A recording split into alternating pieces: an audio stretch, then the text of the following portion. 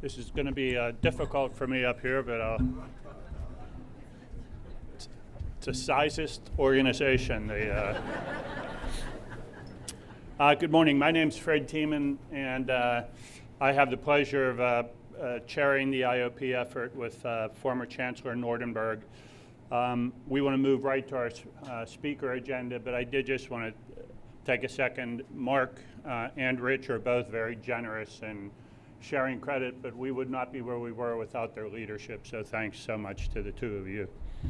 It's my pleasure now to move into the introduction of former Chief Judge Lippman from the New York Court of Appeals. For those of you who don't know New York, that is the Supreme Court of New York. So he is the equivalent of the Chief Justice of the Pennsylvania Supreme Court, but served in that capacity with the New York Court of Appeals for many years. He's currently with the major law firm of Latham and Watkins in New York City, where he's a member of the litigation section. But more importantly, he heads up their worldwide pro bono efforts. And that's a consistent theme that runs through Judge Lippman's entire career. Whether heading the courts or in private practice, the courts at all levels, he's implemented reform across all levels of the courts that he's been with, but at the same time, he's always had a heart and a passion for indigent representation, criminal justice reform, human trafficking issues. He's quite simply changed the face of the law in the state of New York. In 2008, he received the Rehnquist Award, which is the highest judicial honor in the country. He's also received the John Marshall Award, which is the highest honor of the American Bar Association. And the American Lawyer named him as one of the 50 most influential lawyers in the United States over the last 50 years. So suffice it to say that we have a very big fish from the Big Apple. And it's my pleasure and it's our honor to have Judge Lippman here. And he's going to address, as Mark mentioned, his efforts overseeing the effort to close Rikers. So let's welcome Judge Lippman.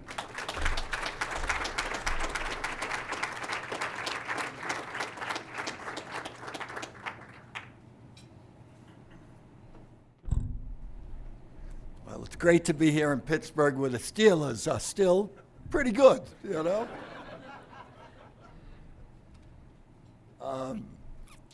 I am delighted to be here, and I want to thank Fred for that lovely introduction.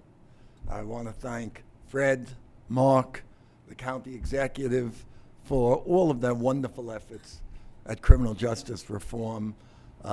Pittsburgh is on the move, and you can feel the momentum, and it's through your efforts and all the other people that you all mentioned. So, it just is a delight to be here.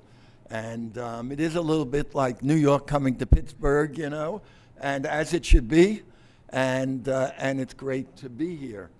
Let me say that we have gone through this major upheaval in New York and the criminal justice system, certainly the greatest in my lifetime, and we think transformative in terms of not only criminal justice, but justice in New York. So what I want to do is share with you the New York story and how it relates to this problem that we're all here today to address the distinctly American problem of over-incarceration. So let me give you a sense of what's going on and see if there are some lessons that we can draw here for Pittsburgh or for anywhere else in this great country. So let me start by going back to the year 1989. I don't know how many of you remember 1989, but at the risk of revealing my age, I remember 1989 pretty vividly. I had just been named the Deputy Chief Administrator of the New York State court system, which made me responsible for the day-to-day management of the courts.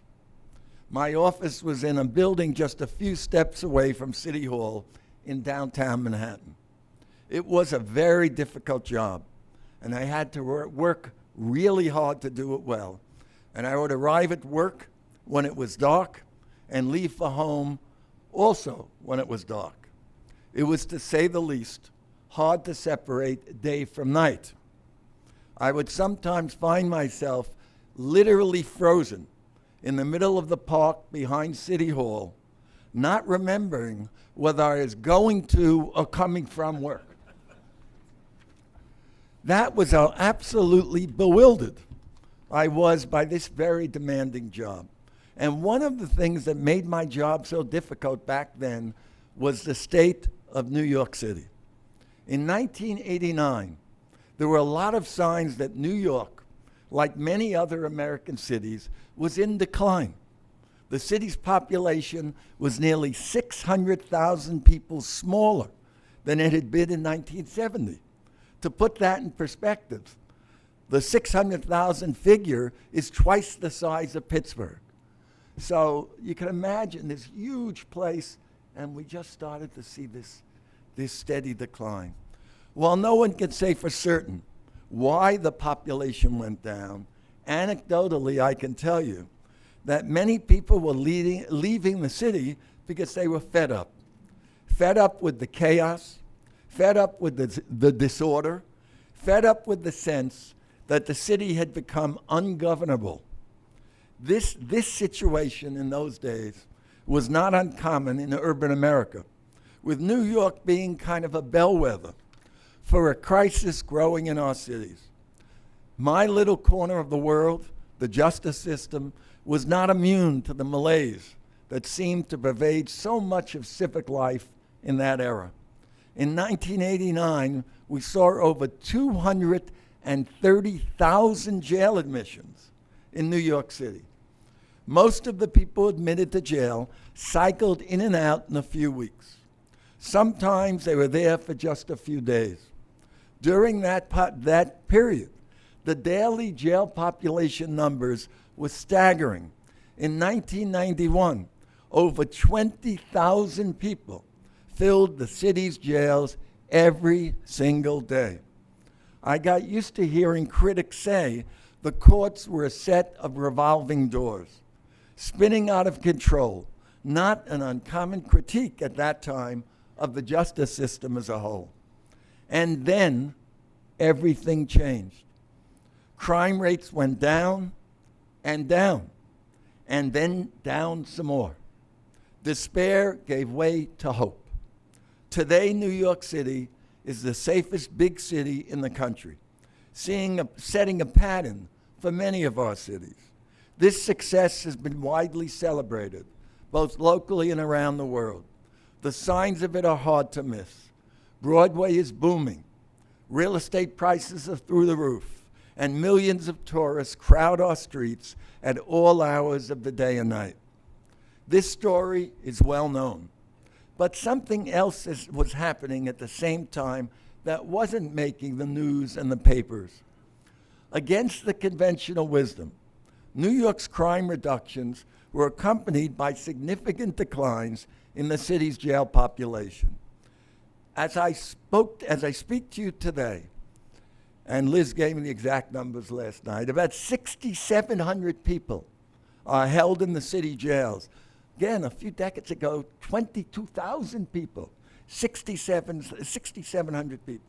Our incarceration rate is closer to Europe than it is to other American cities. These two trends, dramatic improvements in public safety and dramatic reductions in incarceration, set the stage for the remarkable events of this fall. In October, New York City's City Council voted to close the notorious jail complex on Rikers Island and build 4 smaller community-based jails in its place.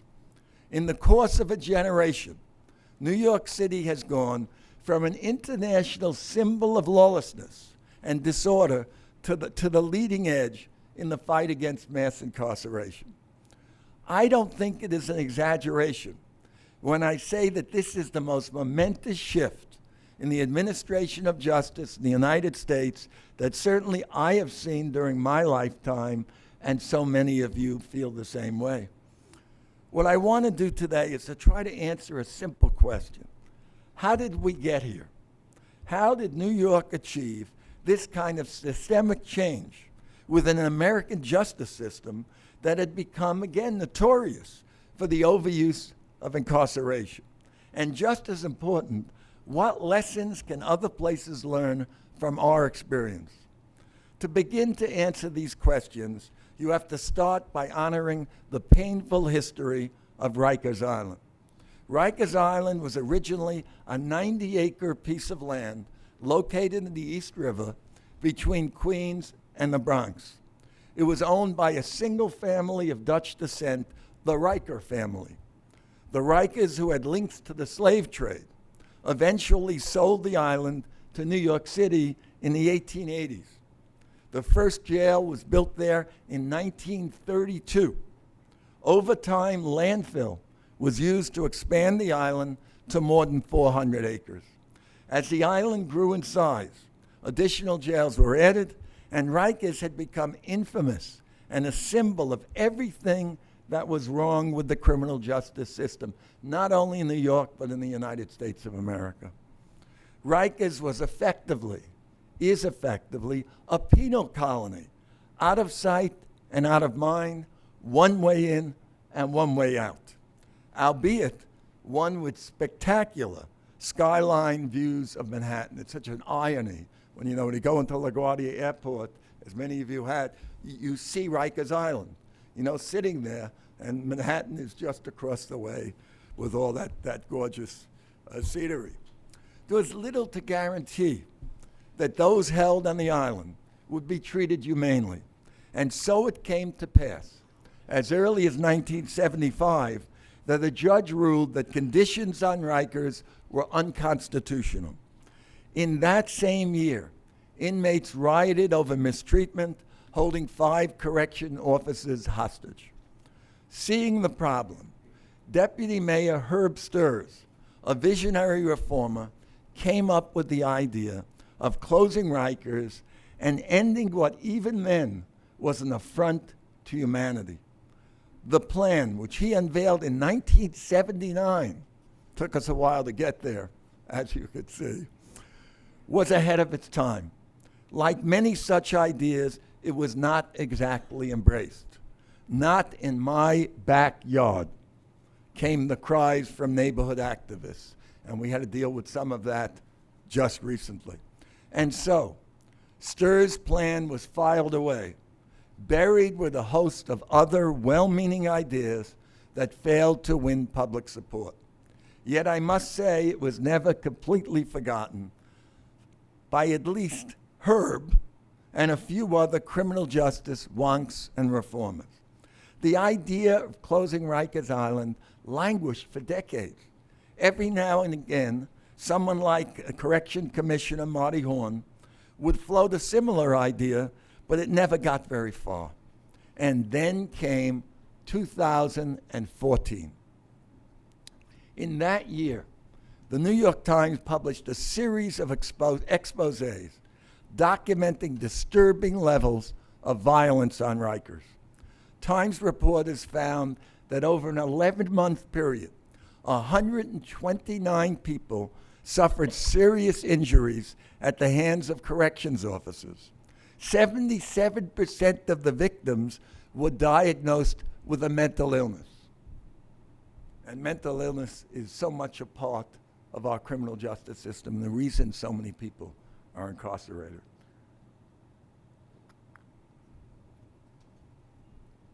Around that same time, Preet Bharara, the U.S. Attorney for the Southern District of New York, not one for understatement, issued an absolutely scathing report which found that conditions in the adolescent unit violated defendants' constitutional rights.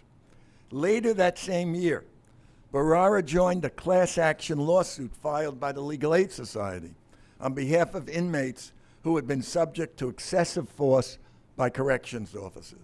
The lawsuit was later settled with the appointment of a federal monitor. The biggest wake-up call came at the end of 2014. Jennifer Gonneman, a writer at The New Yorker, published the heartbreaking story of Khalif Browder. When Browder was 16, he was accused of robbery, stealing a backpack in the Bronx, in New York, a violent crime. He was held in Rikers because his family could not afford $3,000 in bail. Browder's case was repeatedly adjourned, often because the prosecutor reported a lack of readiness for trial. When the parties reassembled, the same scenario would repeat.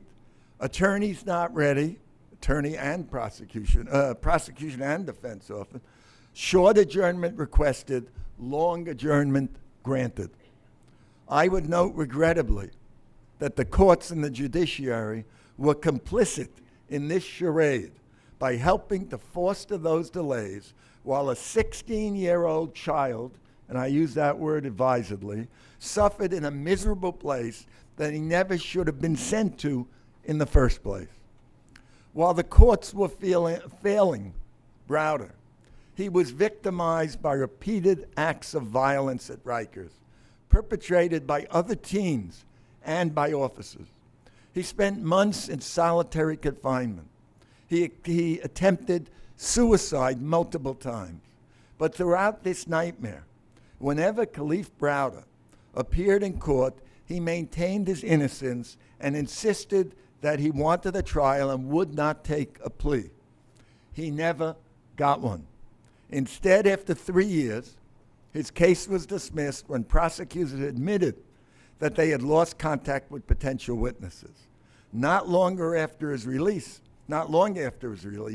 and the publication of Gonneman's story, Khalif Browder committed suicide, a tragedy that resonated in criminal justice circles and with the public nationally. What happened to this young man had a tremendous impact, not just for the family, but for our great city and our justice system. Browder's prematurely short life highlighted 4 inconvenient and unpleasant truths. First, it revealed that people are routinely held at Rikers even though they have yet to be convicted of any offense. Second, remember, Rikers is a jail, not a prison. Second, it demonstrated that delays in bringing a case to trial needlessly extend the time that many defendants spend at Rikers. Third, while the circumstances of his case were unique, Browder's demographics were anything but. The vast majority of those who are held behind bars in New York City are, like Khalif, young men of color. Finally, his story offered ample evidence that Rikers is a place of shocking violence, capable of destroying the lives of anyone touched by it, including even the corrections officers who put their own lives at risk every day that they step onto Rikers Island. All of this might have been news for the typical reader of The New Yorker, but it wasn't news for the men and women who have spent time behind bars at Rikers. It also wasn't news for their family members and friends who experienced the pain of watching their loved ones exposed to brutality. These 3 groups formed the backbone of a grassroots advocacy campaign that came to be known by the hashtag #CloseRikers. Led by 2 advocacy organizations, Just Leadership USA and the Counsel Center, Close Rikers targeted New York City Mayor Bill de Blasio. Their mission was to make his life miserable until he endorsed the idea of closing Rikers. They proved adept at both newfangled social media and old-fashioned community organizing. They even followed the mayor to the gym to lobby him while he was working out. Needless to say, the mayor did not react well. But then again, that was the whole idea. Around this time, Herb Sturz reinserted himself into the conversation. You will recall that Sturz led the first effort to close Rikers as a deputy mayor back in 1979. Undaunted by that failure, he decided to join the fray once again, this time as a private citizen. He approached the mayor and city council speaker Melissa Mark Viverito with an idea for a special blue ribbon commission that would study not just Rikers, but the entire criminal justice system in New York. I was near the end of my tenure as chief judge at the time, and Herb pleaded with me to lend my credibility to this effort. Having spent a significant part of my tenure advocating for criminal justice reform, I could not and would not say no. In fact, he and I cornered the mayor at a private party honoring my service as chief judge to lobby for the creation of the commission. In the end, the mayor left it to the speaker to take on the task, as it was politically challenging and he would soon be running for re-election. Nevertheless, he sent word that he would be supportive. The speaker, Mark Viverito, anxious to burnish her own legacy as a reformer, eagerly took on the challenge and asked me to chair the commission. She announced the idea in February 2016 and gave me and the commission a year to do our work. As you would guess, I didn't hesitate to say yes when the speaker reached out to me, but I did have a few requests. First, although we were receiving our charge from the city council, I thought it was crucial to the ultimate success of our work that we be seen as unencumbered by politics.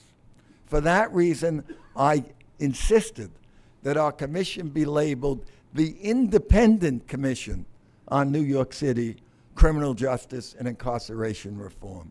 To underline this, I also insisted that we would accept no public money to support our work, and that we would call it the way we saw it, with no preconceived outcome.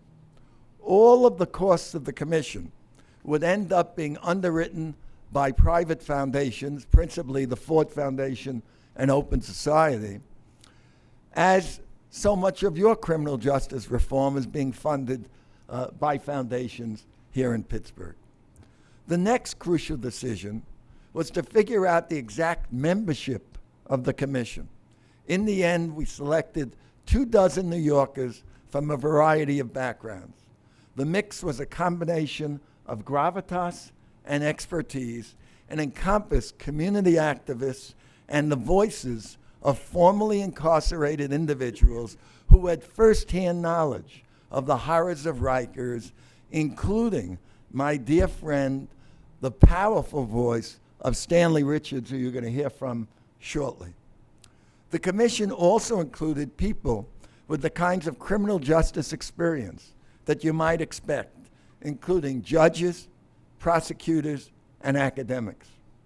Finally, we put together staffing to support the work of the commission that included the Center for Court Innovation, the CUNY Institute for State and Local Governance, headed by Michael Jacobson, who you're also going to hear from today, and who also is a member of the commission and brought great credibility to our efforts, and the Vera Institute of Justice, which I'm sure so many of you have heard of, and several other organizations. They were joined by a team from my law firm, Latham and Watkins, who acted as pro bono counsel to the commission. The commission met as a group on a monthly basis, with 3 subcommittees meeting more regularly. We toured Rikers Island, and while it's up, anyone who goes there, it's a great lesson in all of these things we're talking about, and opens your eyes greatly. From that point on, without a word being said, by osmosis, just the vision of what we saw or what the commission saw, we knew where the commission was going, that we would recommend closing forever this accelerator of human misery, the Rikers Island jails. We also chewed on statistical reports. We listened to the testimony of dozens of people, everyone from Reverend Al Sharpton to sitting DAs to former inmates, telling us about the real Rikers in every horrific detail. Along the way, we had to confront a number of myths about the jail population in New York. The first was that our jails were filled with basically with people facing marijuana possession and other minor charges. They were not. That wasn't the case. Less than 15% of the jail population was charged with misdemeanors. At that time, imprisonment on marijuana charges was exceedingly rare. The second myth that we confronted was the idea that large jail reductions could be achieved by simply gathering three special populations out of Rikers: teenagers, women, and people with a mental illness. The numbers did not support this argument. For example, only 6% of the population was female. An exclusive focus on these sympathetic groups wouldn't go very far. In regard to criminal justice reform, when all was said and done, we ended up advocating universal, system-wide changes in 4 areas: reforming bail, reducing case delay, expanding alternatives to incarceration and sentencing, and diverting more cases at the point of arrest before they ever reach the criminal courts. Our research team convinced us that if the city made changes in these 4 areas, it was in fact possible to bring the jail population down to 5,000 people, down from over 10,000, again, from years before, over 20,000, which is where the head count stood at that point, the 10,000. In the end, we proposed both ambitious reforms and simple fixes. For example, we suggested that politicians should pass new legislation reforming New York's bail system and eliminating mandatory minimums. We also argued that police officers should not confiscate arrestees' phones until they can jot down the numbers of friends or family who might pay their bail. All told, we made nearly 4 dozen concrete recommendations, each of which was backed by solid evidence and statistical analysis. All of our recommendations pointed to one clear goal: that the jail complex on Rikers Island should be shuttered once and for all and replaced with more positive uses, including a memorial that would acknowledge the damage that had been done on the island over the course of so many decades. Only by building a monument honoring the inhumanity of what Rikers represented could we ensure that this place of brutality and victimization would never be replicated again in New York or anyplace else. As we inched towards our deadline of releasing our report in the spring of 2017, things started to heat up.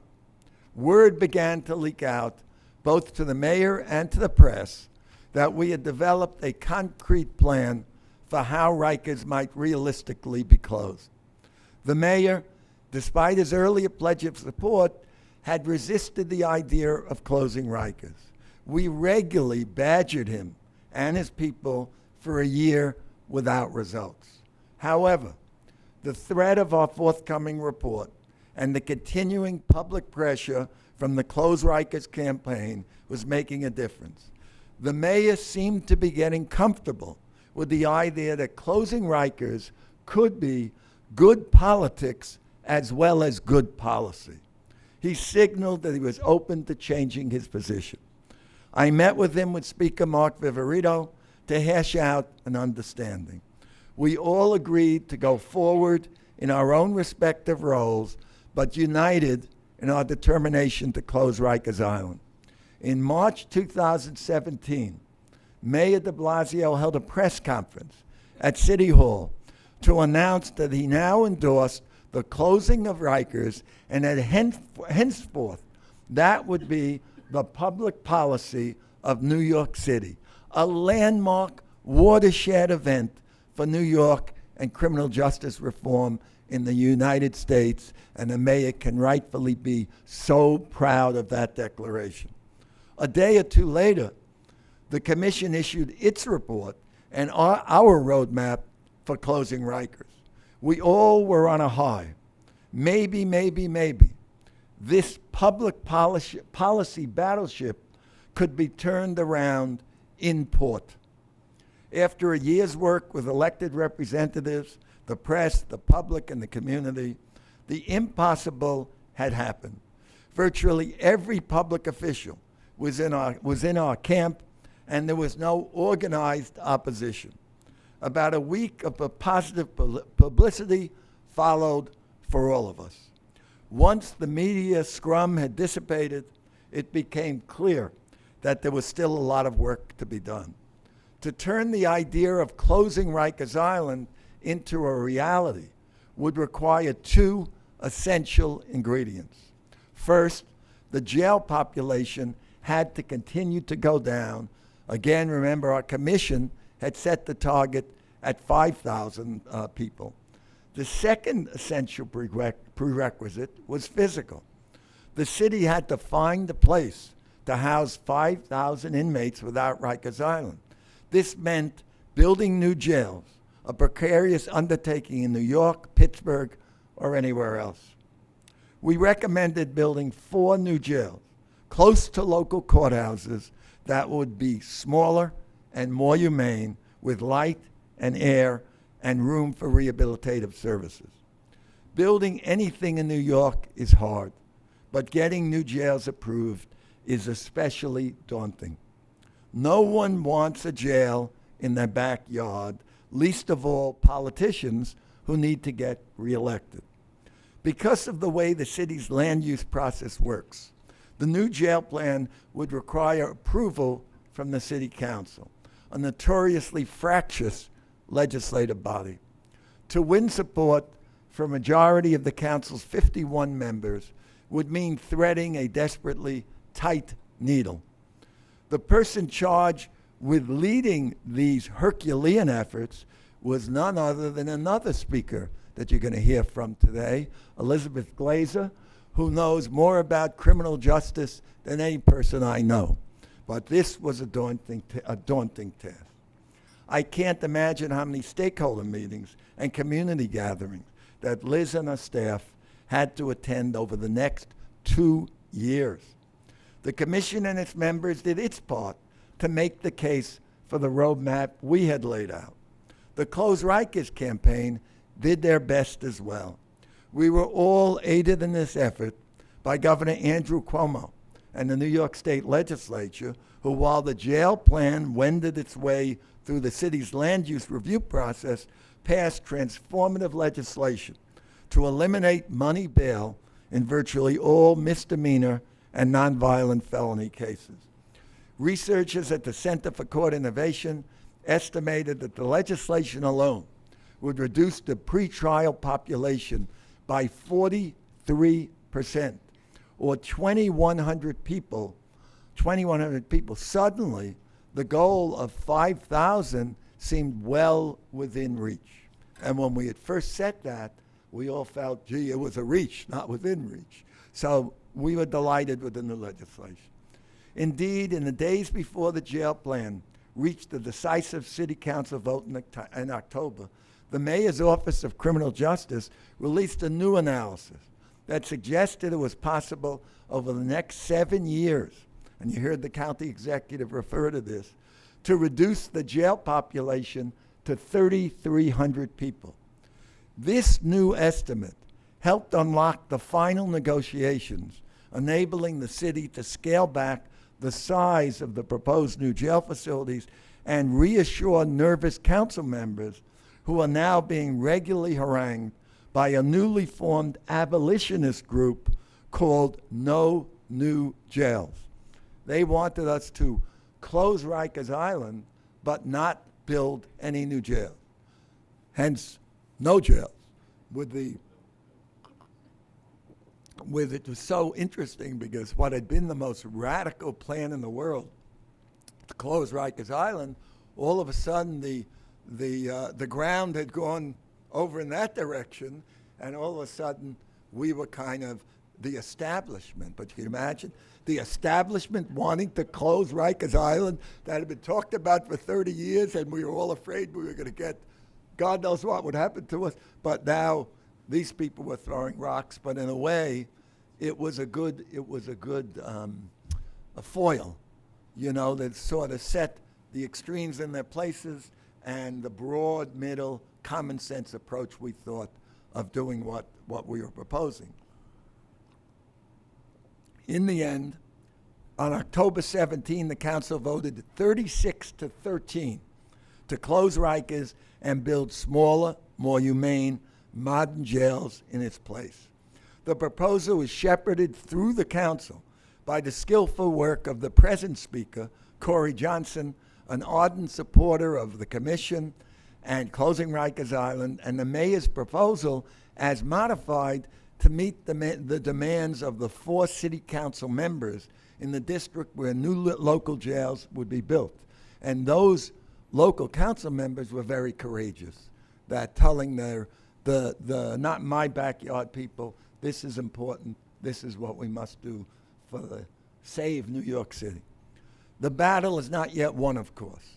It will take years to build the new jails and slowly decommission Rikers. The goal is to have it all in place in 2026. In fact, Rikers has been demapped for jail use in that year. There is also real work to be done to ensure that the new jails truly succeed in changing the culture of corrections in New York. New training regimes must be implemented. New service providers must be found. Community residents must be engaged in the process. The list goes on. Still, even as we continue to advance all of this work, it is worth pausing to reflect on what has already been accomplished in New York. The dynamic and politics of New York are, of course, unique, but I do think it is possible to take away a handful of lessons from the New York experience. I want to highlight 4 lessons in particular for those interested in rolling back mass incarceration in Pittsburgh, Pennsylvania, or in the United States of America. Lesson number 1, criminal justice reform is easier in times of safety. Let's go back to where I started, the year 1989. Back then, the murder rate in New York City was inching ever upward, ultimately reaching a high of over 2,000 murders per year. In those days, the idea of closing Rikers would have been viewed as a utopian pipe dream, and not even an especially worthwhile dream at that. The streets were unsafe, and New Yorkers were understandably fearful of crime. Between then and now, crime rates have plummeted. In 2016, the year our commission began its work, there were not 2,000, but rather 334 murders in New York. Now in 2019, we're on track for an even lower number. And homicide is just the tip of the iceberg. Almost every other category of serious offending had seen similar declines.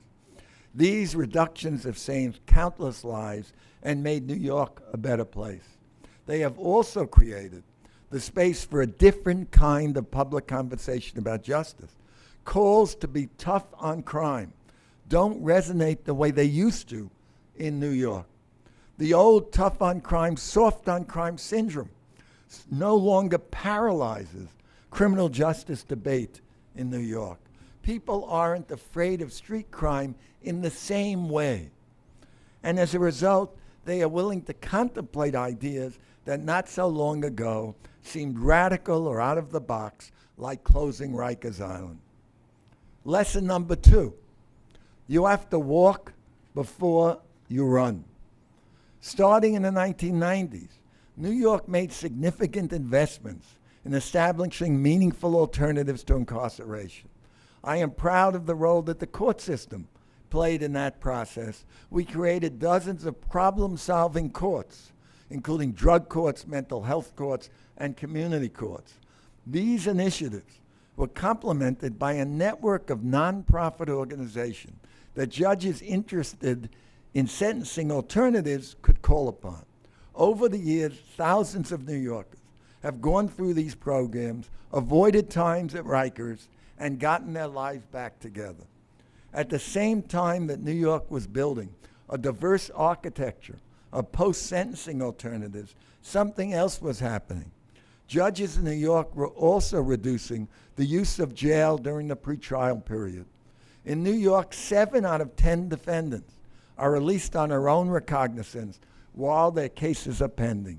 No bail is set in these cases, and the defendants are not held on Rikers. They are free to return to their regular lives, provided that they show up for their court appearances. In recent years, this dynamic has been greatly enhanced by the creation by the city of a citywide supervised release initiative that further reduces the use of bail by offering pretrial monitoring and services to thousands more defendants. Over time, these initiatives, when added to the general reductions in criminal behavior across the city, helped drive the jail population down. And as the population numbers became more manageable, the idea, again, of closing Rikers began to become more realistic. Lesson 3, advocacy matters. Before the push to close Rikers had begun in earnest, Black Lives Matter, and other civil rights organizations were already changing the national dialogue about mass incarceration. The conversation in New York began to turn thanks to the hard work of a number of journalists who were committed to exposing the brutal conditions on Rikers. I've already mentioned the New Yorker and the New York Times, but there were others as well, including the Village Voice and the Associated Press. These reporters documented truly horrific stories of abuse on the island that shocked the conscience of anyone who cares about justice in our city. From there, the importance of the Close Rikers campaign cannot be overstated. The community organizing campaign was relentless. They brought out hundreds to march to City Hall and attracted thousands more on the internet. Whenever and wherever there was a conversation about criminal justice in New York, they showed up in force, and they were disciplined about their message. They rigorously centered the leadership of people harmed by Rikers to demand the closure of the jail complex. Without their voices, it simply would not have happened. Lesson 4, you need a credible plan in order to go mainstream. The Close Rikers campaign generated heat, but what it did not generate was a credible plan for closing Rikers that could pass the scrutiny of editorial writers and elected officials who are on the fence about the idea. This was the primary contribution of the independent commission that I headed. Our report was thorough and detailed. The New York Times called it a credible and sensible plan. And when we unveiled it, we were not alone. Numerous city council members stood with us. So too did 3 of New York's elected district attorneys.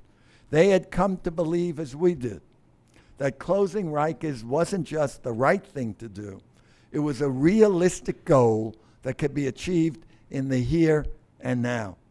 The credibility of the commission and its individual members provided cover for anyone who needed it, creating an environment where it was easy to say yes to the idea of closing Rikers. I am not suggesting that what happened in New York will be immediately replicable in Pittsburgh or in other cities and states in America. Every place has its own history and culture. The movement to end mass incarceration must be flexible, not doctrinaire. It will inevitably look different in Pittsburgh or Portland or Phoenix, despite the fact that New York, as I said before, is in many ways the bellwether for criminal justice in the country. But what is not in question is that it must happen. Our current approach to justice will not stand. The numbers tell us that there are still more than 2 million people in our jails and prisons, principally people of color, black and brown people. The long-term implications of this level of incarceration are disastrous, not just for the families and the communities where these individuals come from, but for the very health of our democracy. We face a lot of urgent problems at the moment. There are a lot of fires to be put out.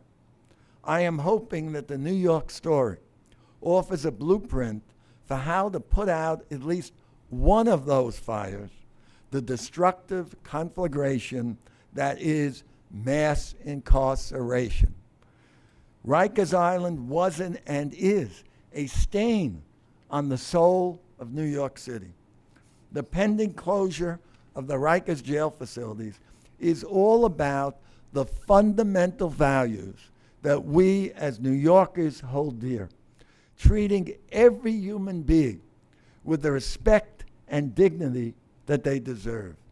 It is an enormous pleasure for me and for all of us from New York to be here today with so many others who are committed to these values and to helping Pittsburgh and the American justice system to live up to its highest ideals, which is so much about justice. We have to make the ideal of justice and equal justice a reality here in this city, in New York, in every place in this country, now, not in the future. This is what we all work for, and I look forward to working together with all of you in the days, months, and years ahead. Thank you so much.